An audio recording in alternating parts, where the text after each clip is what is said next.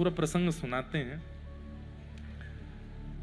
भीष्म पितामह 10 दिन तक तो कुछ नहीं कर रहे थे, केवल बैठे बैठे नजर घुमा रहे थे। जब 10 दिन में कौरवों की सेना समाप्त होने लगी, तब दुर्योधन ने इनको एक व्यंग मारा, खाते हमारा अन्न है, भला चाहते उन लोगों का है। तब भीष्म पितामह बोले, हे दुर्योधन, क्या बोले तुम जानते नहीं मैं कौन हूं? अगर अपनी पर आ जाऊं तो एक दिन में पूरे महाभारत युद्ध को विश्राम कर सकता हूं। तो दुर्योधन ने ये और कह दे, करिए ना, फिर बोल क्यों रहे, करिए। पितामह भीष्म बोले, कल जो होगा वो तो तू बाद में देखना, उससे पहले मेरी एक बात सुन। बोले क्या? तेरी पत्नी का नाम क्या है? बोले भानुमति, उसको भेजना मेरे पास, ऐसा आशीर्वाद दूंगा उसको, अखंड सौभाग्यवती भव। नहीं मरेगा तू। अब जब तू मुखिया ही नहीं मरेगा तो फिर महाभारत युद्ध तो तेरे पक्ष में जाएगा ना। जब तक मुख्य राजा नहीं मरता तब तक युद्ध चलता रहता है। तेरी पत्नी को जब अखंड सौभाग्यवती का आशीर्वाद दे दूंगा, इसका मतलब तुझे जीवित रहना पड़ेगा, फिर तो महाभारत युद्ध तू ही जीतेगा।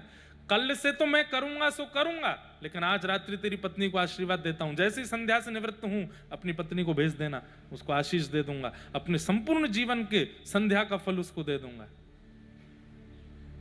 बात तो हो रही थी भीष्म पितामह और दुर्योधन के बीच में, पर कान खड़े हो गए ठाकुर जी के।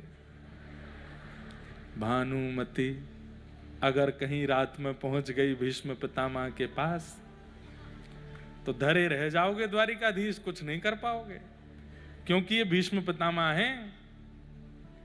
ठाकुर जी भी जानते हैं कि एक व्रतधारी का, एक तपस्वी का, एक नियम से रहने वाले का बल कितना होता है। ठाकुर जी बोले, मैं ठाकुर जी होते हुए भी कुछ नहीं कर पाऊंगा। फिर भगवान ने रात भर, शाम को योजना बनाई, बोले क्या करूं। भानुमति से पहले कोई द्रौपदी पहुंच जाए तो बहुत बढ़िया होगा।